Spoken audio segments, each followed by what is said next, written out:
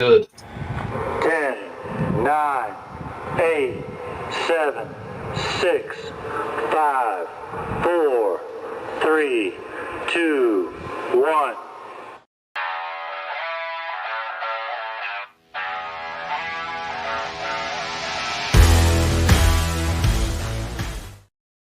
Welcome to another episode of the Popcorn People Podcast. I am your host, Ricky Valero. On today's episode, we're going to be recapping the season finale of season 2 of House of the Dragons. It was an explosive, crazy episode that kind of had a monumental few moments throughout the entire episode. On top of that, M. Night's latest film, Trap, hit theaters. We're going to be talking a little bit about that as well. As always, I'm joined by my partner here, Mr. Don Fisher. How are you, buddy? Was popping kernels. Man, it's Olympics is popping. SummerSlam was popping. Shout out Sha'Carri with the silver, Noah Lyles with the gold. We've been out here racking up these medals with the gymnasts, Simone, Suni Lee, fucking track and field and swimming been racking up medals left and right. And I think as we're recording now, I believe we are tied with China at 19 gold medals. I believe. I could be wrong, but last time I checked, we were tied. But we do have overall way more medals than everybody else. Like, it's ridiculous. Yeah, it's 19 golds apiece right now with China. And we still got more track to go. We still got some record breakers. So yeah, it's been a very entertainment heavy weekend. Shout out Dirty Dom out there with jumping shit from mommy to Liv. I don't know if that's the right decision, but they both some baddies. So either way, you good, dog. I mean, you can't, not sure you can really go wrong on that point. But yeah, definitely feel crazy weekend. It's been very much heavy Olympics on my side of things too. Been a little bit crazy. Finally was able to cover the PFL fights in Nashville on Friday, which was a great time. Lots of interviews and content up on the socials and here on the YouTube channel as well. I had a blast doing that. It was definitely a unique experience, and being able to cover that was pretty cool live. They say they're coming back next year, which would be cool because then I'd like to cover it again. But definitely had a great time there. But yeah, without further ado, let's go ahead and jump into this finale of House of the Dragon Season 2. If you're a fan of House of the Dragons, if you're a fan of Game of Thrones prior to that, you kind of know how these seasons can be built. You know what I mean? Some people look at these seasons and are like, nothing happens. But underneath the surface, if you really look at it, maybe 5 years from now, let's just say we've had 5 seasons of House of the Dragons, then it actually makes everything understandable when you're watching it in one fluid motion. But we live in a world where everything's like right now. I need this war to happen right this second. I need this to happen right this second. They don't allow for television to build upon these stories and these arcs the way that this show is doing and capitalizing on. And I've really enjoyed how they do it. I'm very excited to talk a little bit about the finale here, but we'll break down some of the key points. We'll talk a little bit about Team Green first. Not a whole lot happens with Team Green in this episode. Kind of in the backdrop, made basically for the second episode in a row. They've really kind of been on the backdrop because Team Black's trying to get their shit together, I guess you could say, in order to prepare for this war. But we saw a little bit of Lair's trying to do his own thing here with Aegon again. You know what I mean? He's trying to work and finagle things because I believe that he doesn't really think that he has such a strong relationship, I guess you could say, with Aemon. So he's still trying to keep Aegon around so that hopefully that in the war, he's kind of hoping that Aemon gets killed and Aegon can, kind of stand tall here. But he kind of finds that out. He didn't. Last week we saw him didn't pass the information around about the dragons. He's kind of trying and attempting to, do some behind the scenes work here with Aegon behind Aemon. What were your kind of thoughts on Lairs there trying to do his own thing? Man, so I can't tell if Lairs is only trying to um, look out for himself and put himself in a position of power, or if he actually cares about Aegon just a little bit, because they do have some things that they can relate now, like, handicap to handicaps. And he knows, like, if people see you as weak, they don't expect you. And that's what he keeps trying to instill in him.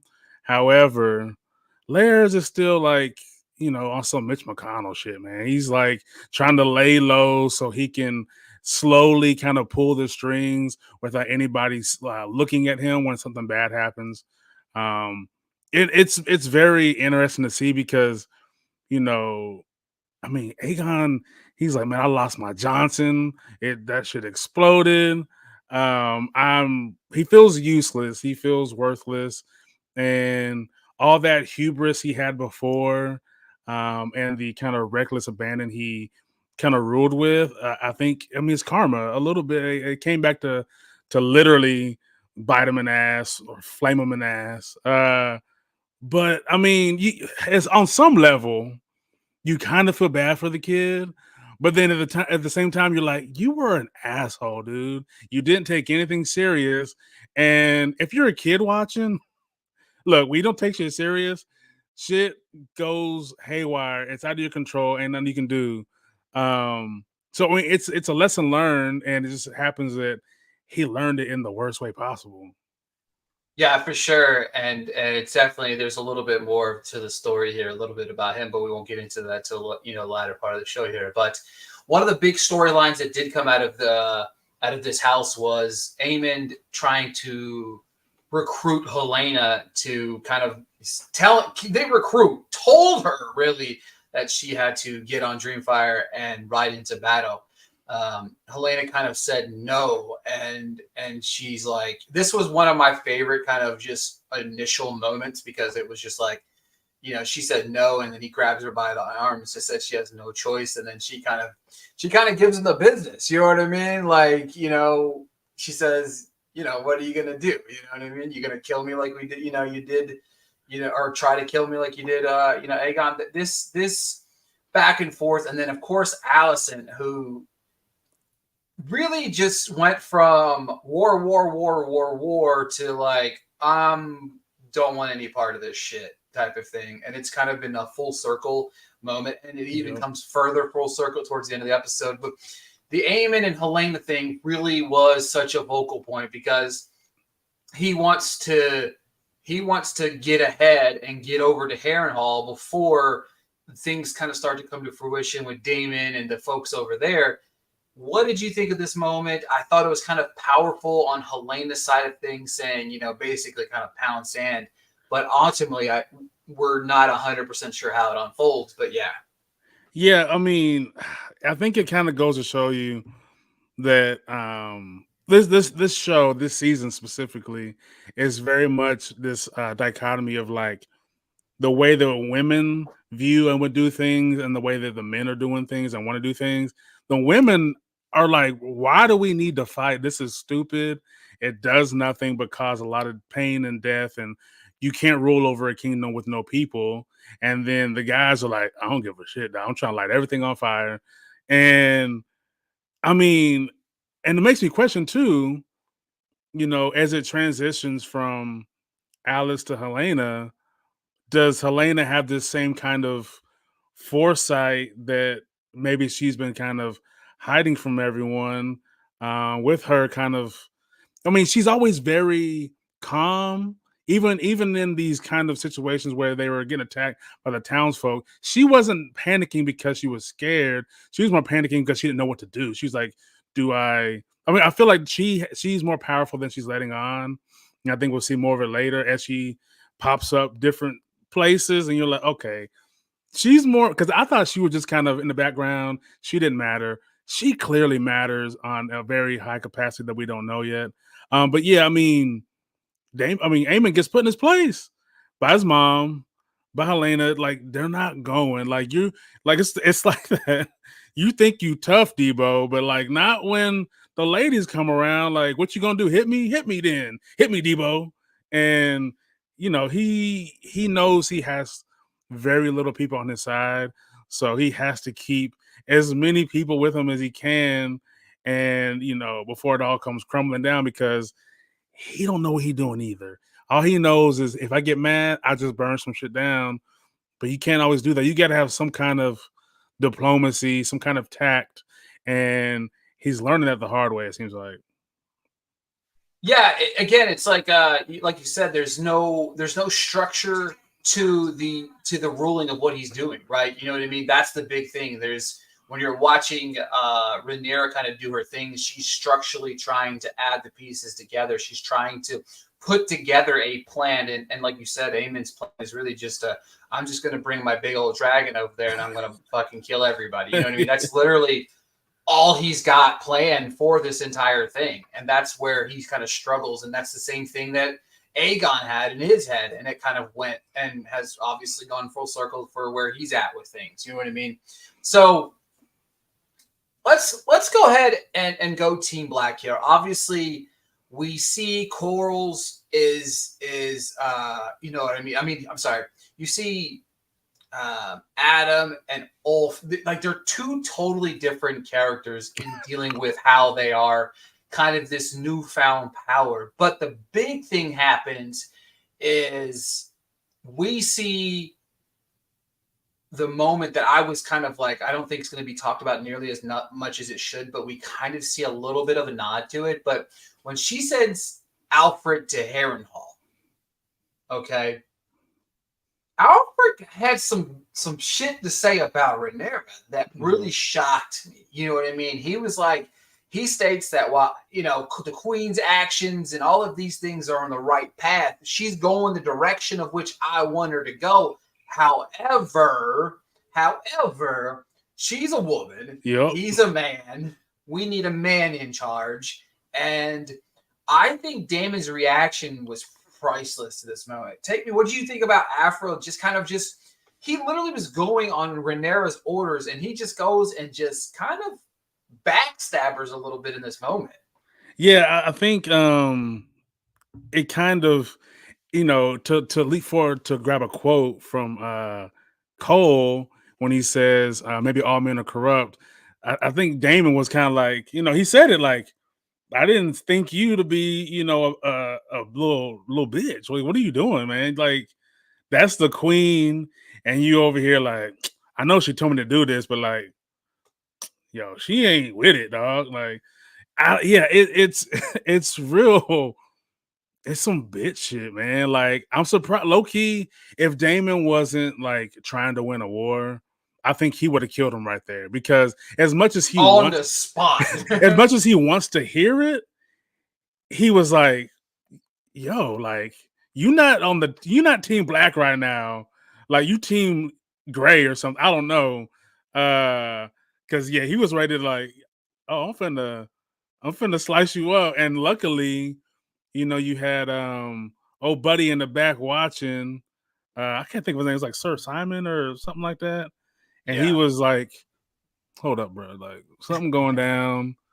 And I rock with right there. Let me go ahead and, I don't know who he.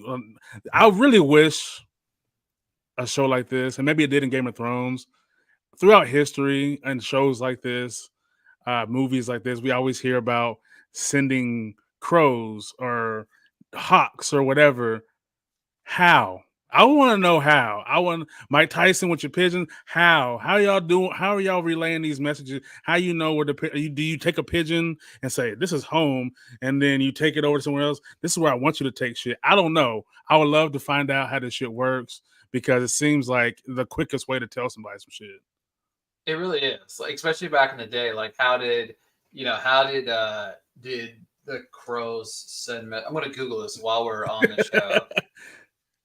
It don't make any sense. How were the crows trained to send messages? Here we go. What do we got? I know they're geniuses, but come on now. Let's see here. Ravens are trained to deliver secret messages across the 7 kingdoms. They're able to mimic simple human speech, similar to talking parrots, which is something real ravens can also do. However, ravens are intelligent but don't have much motivation to help with the correspondence. That's not Like that's not even a fucking answer, guys. Hang on here. Let's see here on Reddit here. You know what? This is we'll do this one even better for everybody watching here. Hang on one second here. We're gonna try to we're gonna learn together, everybody, how this because this happened. You know what I mean? This didn't happen just now. You know what I mean? Like this is something that's been it's going always on. Send the Ravens. Send the Ravens. Let's see here. This one. How do Ravens train to deliver? Let's see. You should take a break from what Ravens were never used to deliver letters. We don't care. Birds were used at some point. Damn it! I don't care what bird it was. Viking sailors use ravens as navigation aid. Here's Foki. Took 3 ravens with him to sea. When he sets the first free, it flew off of the stem. All right, this shit's the source you linked to Saga. Oh my god, we're not gonna get an answer. We're just gonna make our own answer up in our head, I guess. But yeah, it's definitely something crazy. Like whenever you watch it, it's like, man, we sent a raven to send a message. How do they know where to fucking go? Like, that's what I'm saying. I mean, these are the answers we need to know. Damn it. Yeah, exactly. I don't know.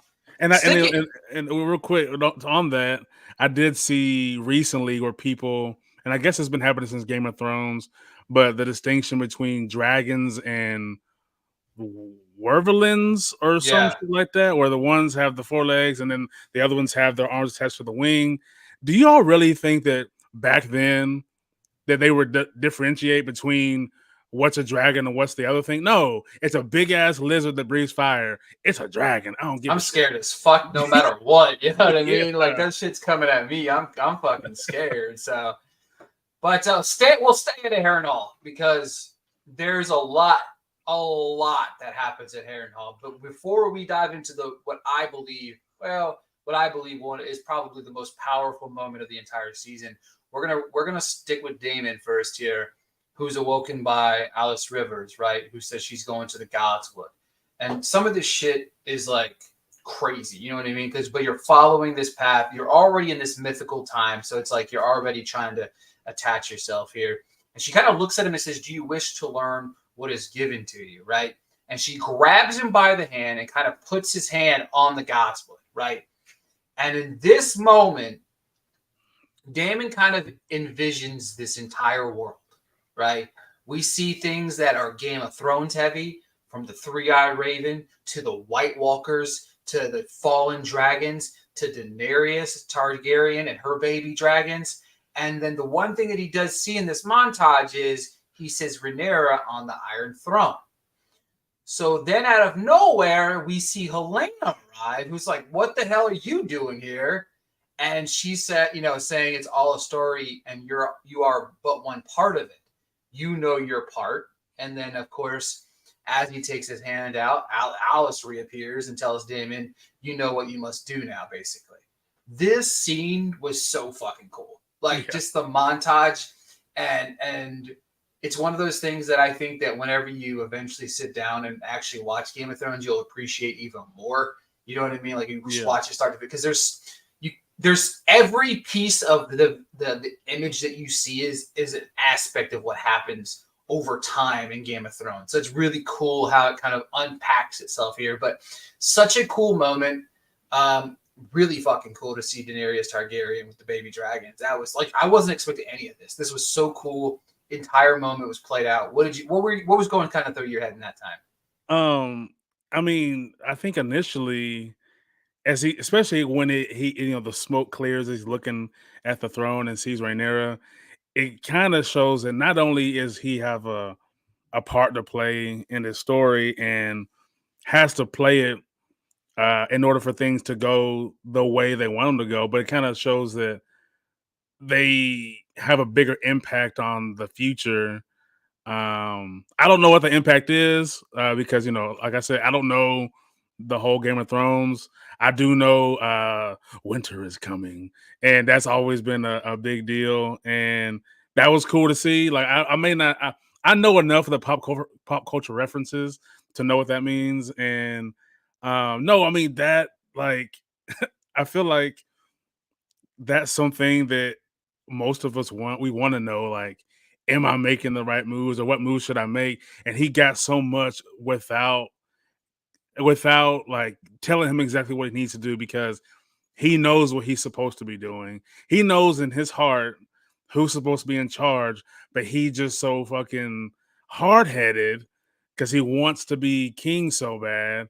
But if you don't let this play out the way it's supposed to, you're gonna die, dog. Like, and no one's gonna know who you are. And doing what he does, we've seen what he's done last season, where he can just take out a whole slew of dudes if he wants to. That's how he's gonna be remembered. So yeah, he's got to play that part. Yeah, it was pretty. I mean, such a cool moment, right? Just such a cool, just badass moment that really leads to, in my opinion, one of, if not my favorite moment of the entire season, right? So as he has figured out, what we believe he thinks he should do. We see Rhaenyra arrive in Harrenhal. Again, we're still in Harrenhal here. Simon Strong, my man, comes out and expresses his concern about kind of what's unfolding in the castle. He's like, shit's going down in his John. You know what I mean? Like, that's all he's saying. Like, shit's going down in his John. I don't really know what to do. I don't know what to fucking say.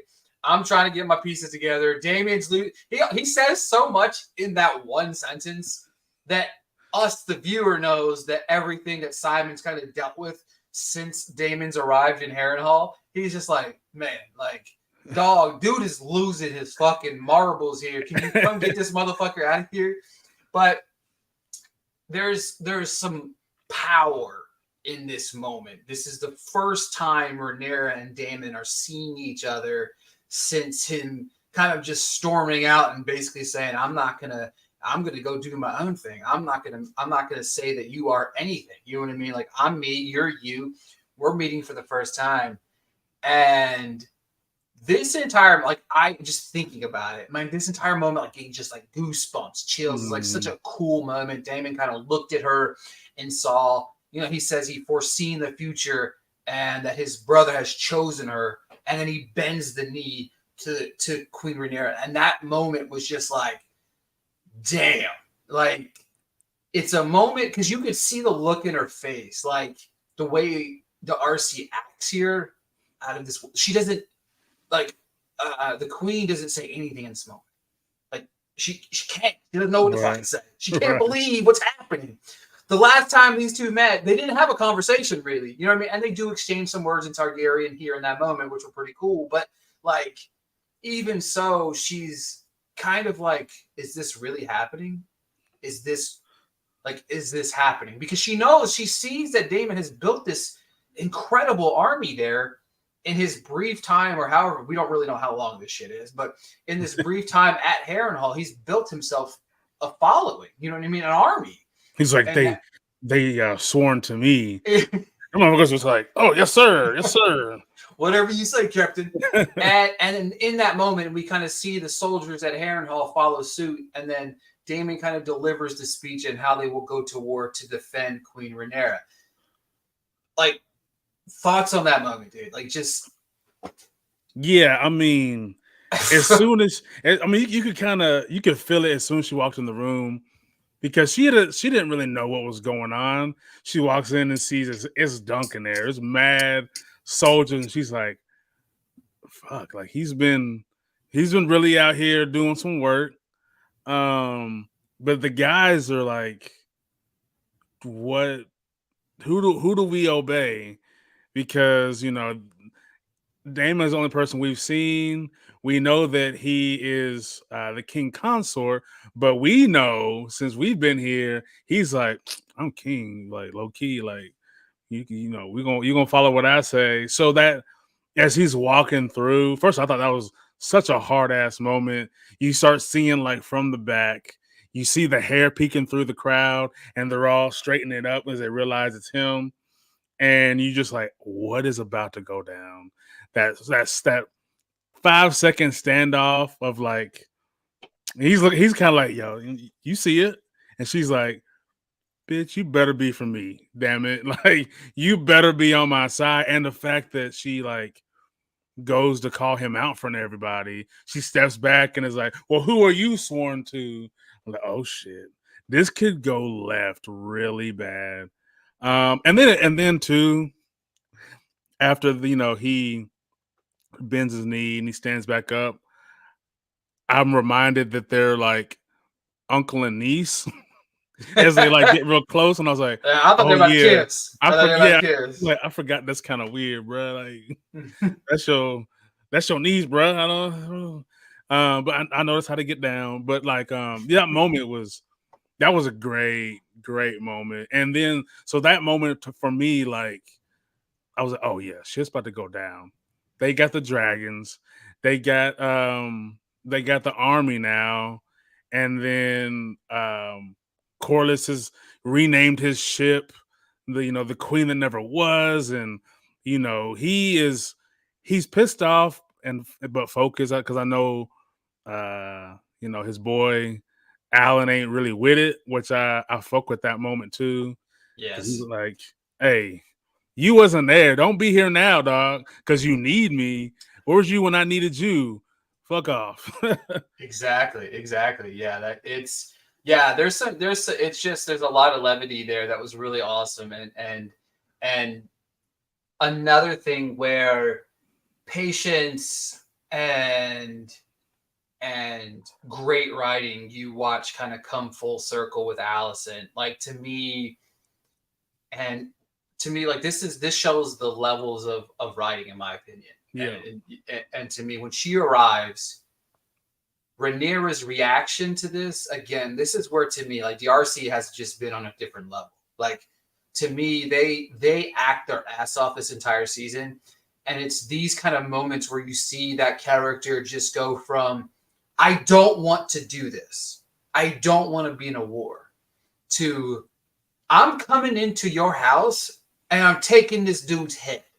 Yeah. Like, and I'm going to do it for everybody to see because that's how I'm going to take my spot on that throne. And that's the only way I'm going to be able to do it. It's just such a full circle moment because, and the shoes on the other foot here with Allison, you know what I mean? Like this entire moment was such a great acted moment. But to me, it's all about the writing and the building of these characters, right?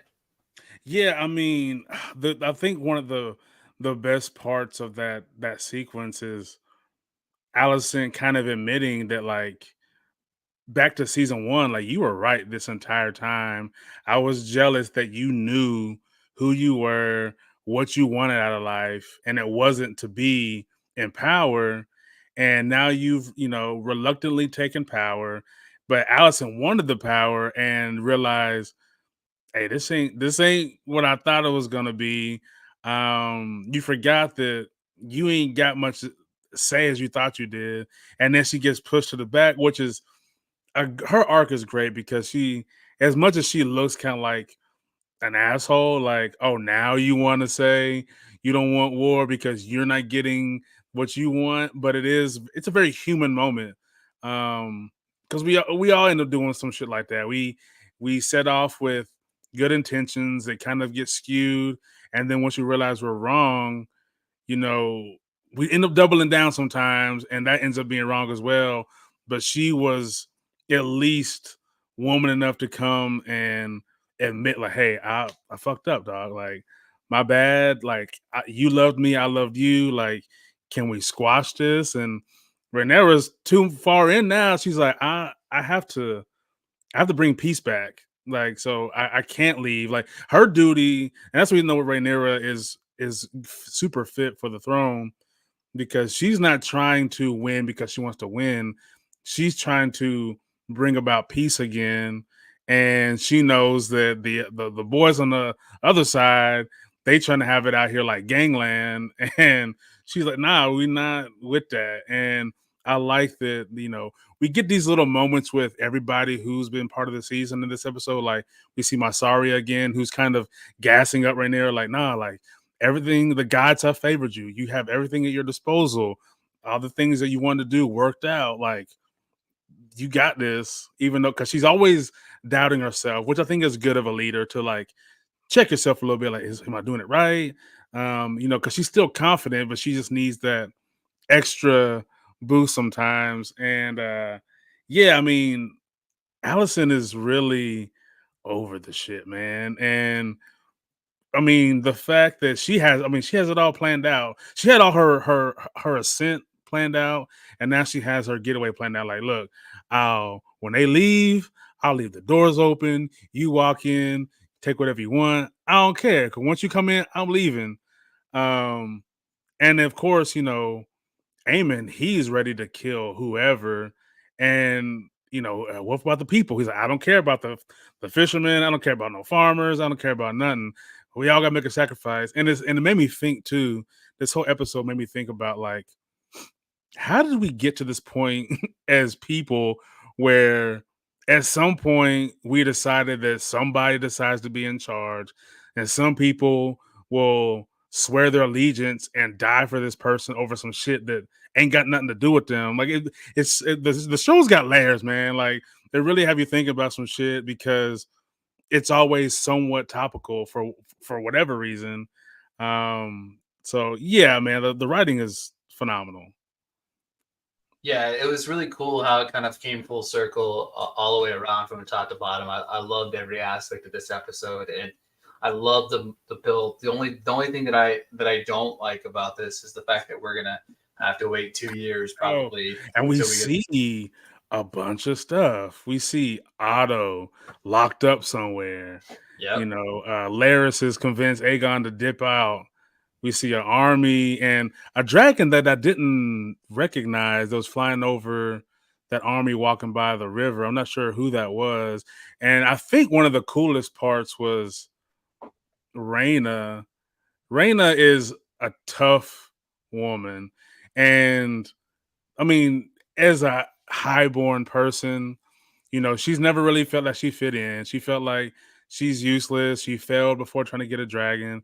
And now she's like, I'm going to catch this wild one sleeping outside, fending for herself. And then to come up on this dope looking dragon looks like one of the dopest ones. Yeah. And, of course, we got to wait to see what happens. But I'm like, yo, she's fighting for this one. This going to be the one that she's able to get.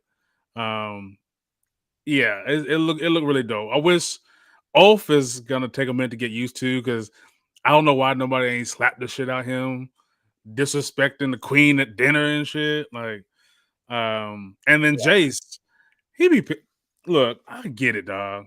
I get it. You feel like everybody talking about me and they don't believe I run shit along with my mom. Who cares, bro? Like his sister, the cousin, whatever they are to each other, told him, "Who cares, bro? Like you in the castle, like fuck them." Because I'm tired of his little teen angsty, mad at everything, fucking vibe. Like, give him a spanking or something because he pissing me off. Yeah, yeah, it's he man, like he just you make it you feel some type of way about this guy. You know what I mean? Like it just it blows my mind how he just I don't know. He became in one episode I really liked him whenever he felt like he was making some moves, and then the next thing you know, Yeah. I'm like, this dude's a bitch. Like Oh. like a bitch. You know what I'm saying? So I don't know. It's just funny to me to kind of watch it unfold. I'm excited. I thought this season was a banger. I loved every minute of it. Outside of that, though, we'll keep it brief. I'm old, so you know what I mean. We'll keep it a little bit brief here on the flip side of things. Obviously, we did. You saw Trap, right? Yep. What did you think of it? I'd love to hear your thoughts before I share my thoughts. So, Trap. Okay, this is my first beef.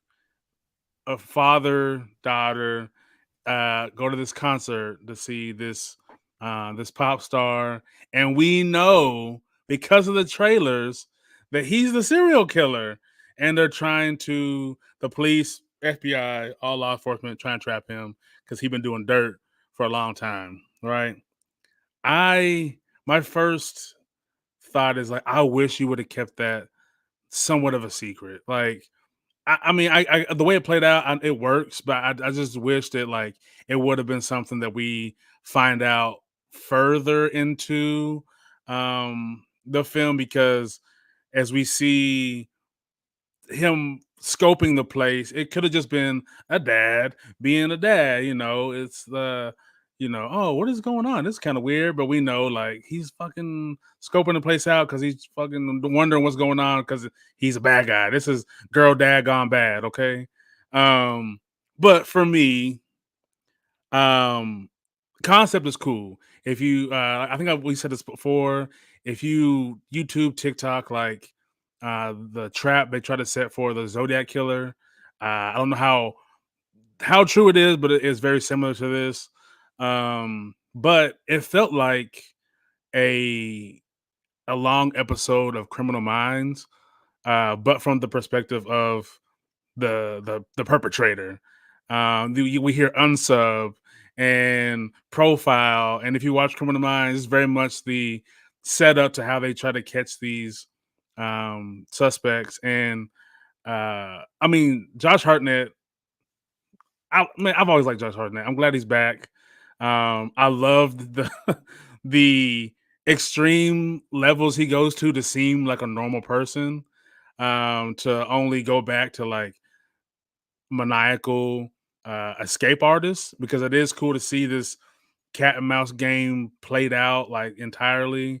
Um, but eventually it gets to a point where it almost seemed like he was doing it for no reason. I understand there was supposed to be this trauma from a child, but it didn't fully come across to where it would cause him to do all these bad things, to murder people.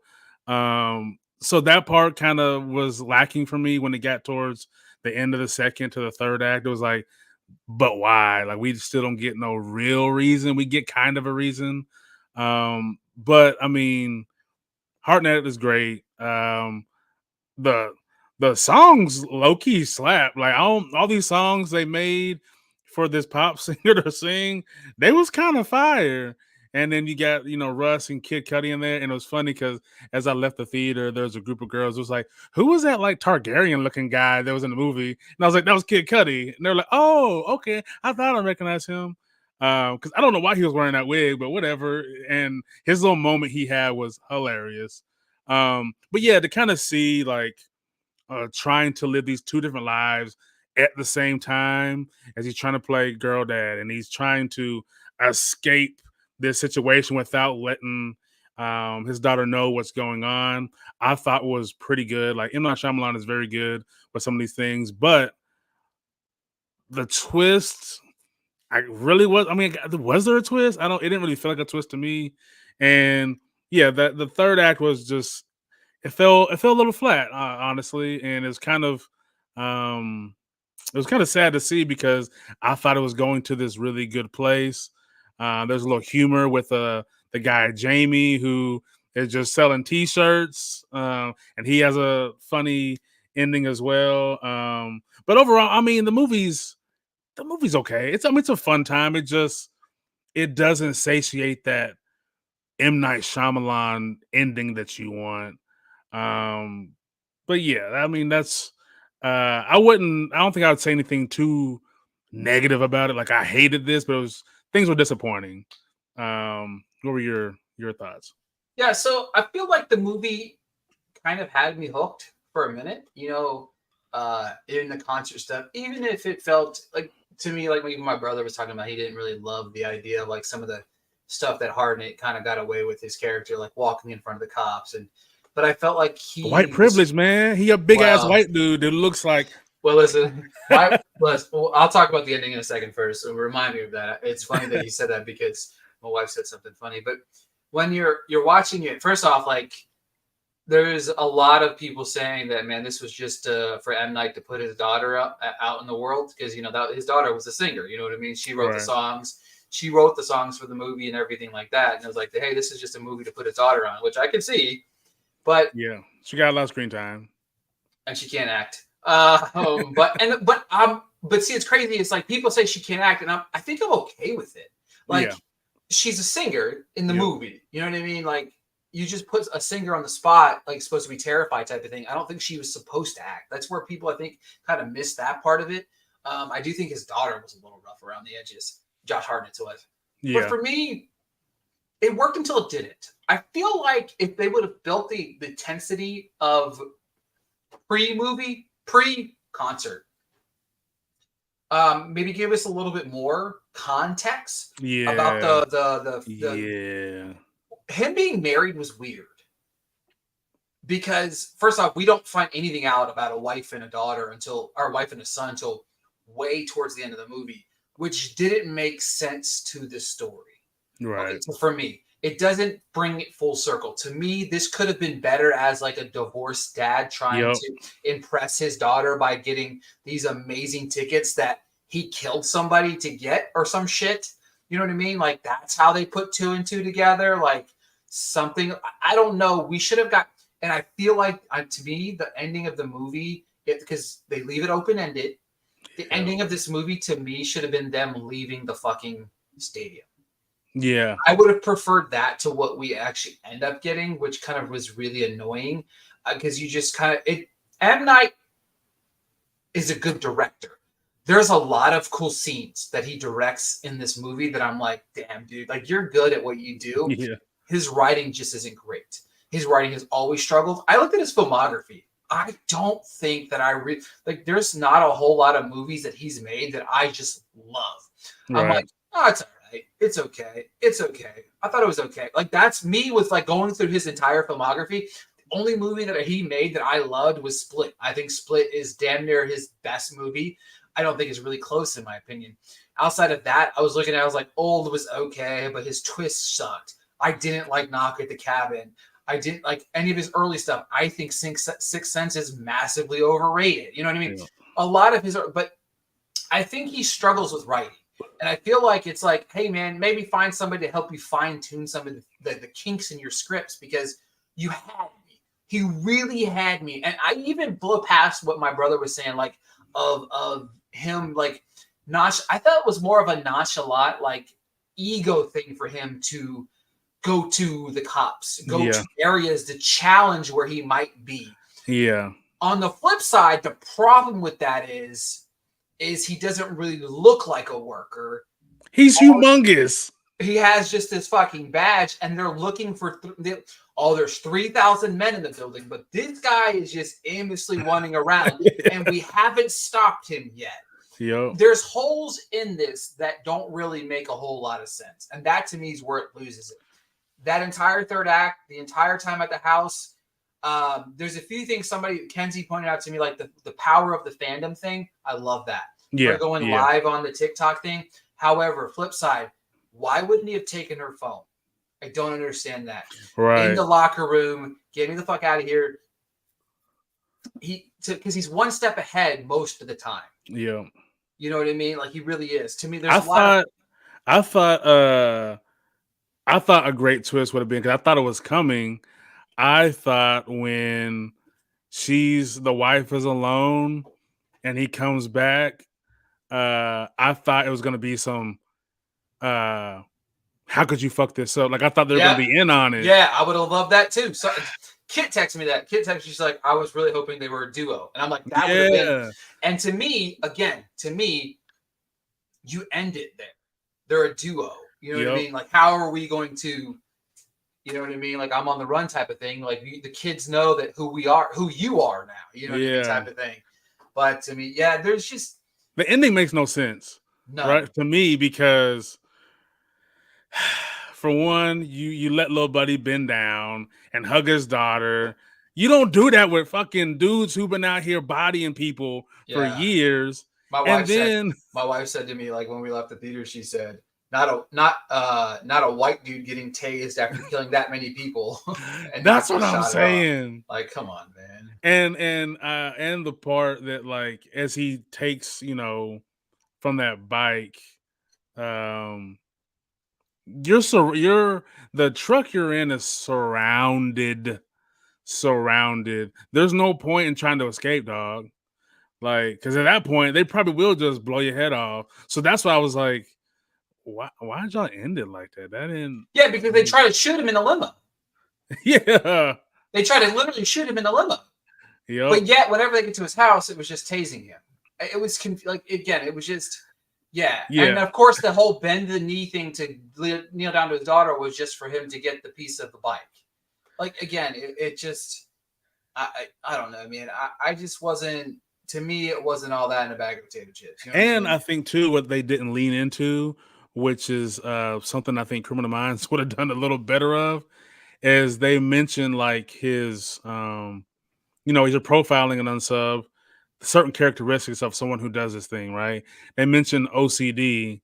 There's not a whole bunch of OCD moments. There's a few, but not enough to where you think he actually has OCD. He Yeah, just seems like some stereotypical serial killer type thing. Oh, I need to straighten this up because I know I'm about to die, yeah, whatever. And it's like, no, like make it to where that's what almost gets him caught yeah. because his OCD. Like I have to fix this or it's gonna fuck with me. But then like the police are right around the court. Something. It Yeah, because he just didn't didn't. do that at the concert at all. No, Like everything he touched at the concert, he didn't feel the need to go extra about things. You know what I no. mean? Yeah, I mean, my brother said it perfect. You even mentioned it. Like it felt like a drawn out episode of Criminal Minds. You know what I mean? Yeah. Like a weak ass one. To me, if this may have worked better as like an 8-part miniseries, or even or a season of Criminal Minds. You know what I mean? Yeah. Like Yeah, one the of the the most prolific serial killer that we've been trying to find or something. yeah. There's a lot. There's a lot to it that Josh And Hartnett was even like the good best part of it though. I tell you the part that pissed me off the most. So the profiler, that woman, the older woman, he kept staring at her and trying to figure out who she was. And at first, I'm like, "Yo, is she his mom or something, Yeah. or is she supposed to be like this mom replacement?" But it doesn't really give you anything. It's just she's just some old lady that is trying to get him, but he keeps looking at her like she means something. I don't And know, how? And my man. thing is this: is if he knows the FBI is after him, how would he not know who she is? Yeah. He's been killing for a minute, right? They've been tracking him down for quite a Yeah. while. I think it said like 12 years if I heard that Yeah, right. yeah. So like they've been tracking him down for quite a while, and they finally feel like they got him quote unquote trapped. And it's like, and then to find out the trap isn't the concert, but the trap was his wife. Like, Yeah. to me, that just I don't know that I didn't like the whole wife thing. I thought that was terrible. I thought the whole receipt thing, calling it in. First off, if she's calling it into the FBI, they're tracking and tracing shit. They're finding shit out. Something's going on. Like they're gonna. Why would you run a risk at 3,000 men in Yeah. a 60,000? And why would you? I don't know. The thing about it is the problem I'm having with this movie now is the more I talk about it, the more I get mad at it. And I think the biggest thing is this is the type of movie that does that to me because it's the type of movie I felt like could have been really good. Yeah. Like there's bones of this that are really good, and I think again it's a tight direction. Tight direction. I love Hartnett's performance is probably one of my favorite of the year. I think he's legitimately great in this movie. But I don't know. M Night's gonna M Night, and I just feel like way about all of his scripts, man. I don't know, man. All right, before we go, Dom, I know you saw Sing Sing. Sell the world on Sing Sing Sing when it hits worldwide, man. I believe it comes out worldwide this week or the week after. Look, Sing Sing, Coma Domingo, um, Macklin. I can't remember Clarence Macklin. I believe that's his name. This is the most, and I've said it before, the most profoundly human movie I've seen this year. It restores kind of this humanity in people and people who you maybe have written off, whether it be a certain type of people or just convicted felons themselves, uh, because they are still people trying to regain. Because jail's supposed to be about rehabilitation, so they're trying to regain this humanity through this theater program that is started by the guy Divine G. Um, Coleman Domingo puts on a great. I mean, you're gonna if you have any kind of emotional bone in your body, you may not boohoo cry, but you're gonna well up. Them things gonna be like, I ain't crying, you're crying. I mean, all around performances are great. I mean, some of the guys playing inmates are actually inmates or were inmates, and they're playing sometimes exaggerated versions of themselves. But there's these parts where they're sharing their stories that is the most genuine thing I think I've seen all year long. And it's on simple little things like take me back to a time where you were the happiest. And hearing these stories, like it's very like heartwarming, heart wrenching, like all that. It's definitely a must see. And of course, the A24 tag is stamped on this movie, and you know that 9 times out of 10 they're putting a banger out. And this is going to be that one. This is the one you're going to see during award season.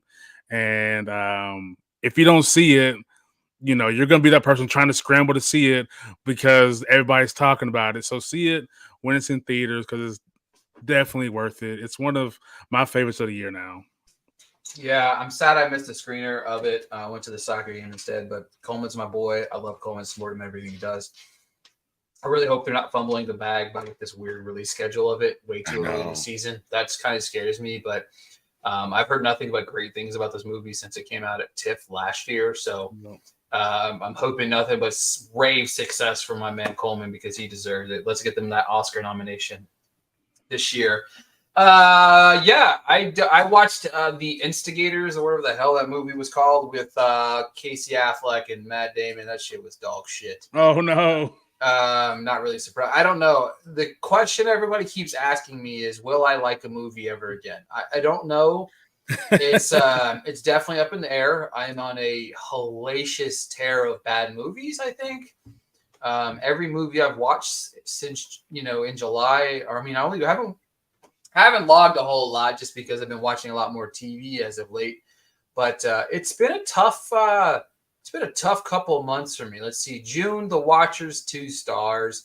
Inside Out, I really loved. Tuesday, hated it. It was fine. Kinds of Kindness. A Quiet Place was really good, but it's been Loglegs, 1.5 stars. Twisters, 1.5 stars. Deadpool, Wolverine, 2 stars. Trapped, 2.5 stars. Instigators, 1 star. So it's been tough out in these streets. I'm seeing Borderlands on Friday. Do I think that's going to break the streak? Probably not. But I'm just hoping to have fun with it. So I think that's definitely the idea of that movie. I don't expect a whole lot from it, despite the star-studded cast. I think it's just going to be one of those, which and I know this term in our world is kind of derogatory, but it's probably gonna be a popcorn flick, and that's okay if the goal is just to entertain.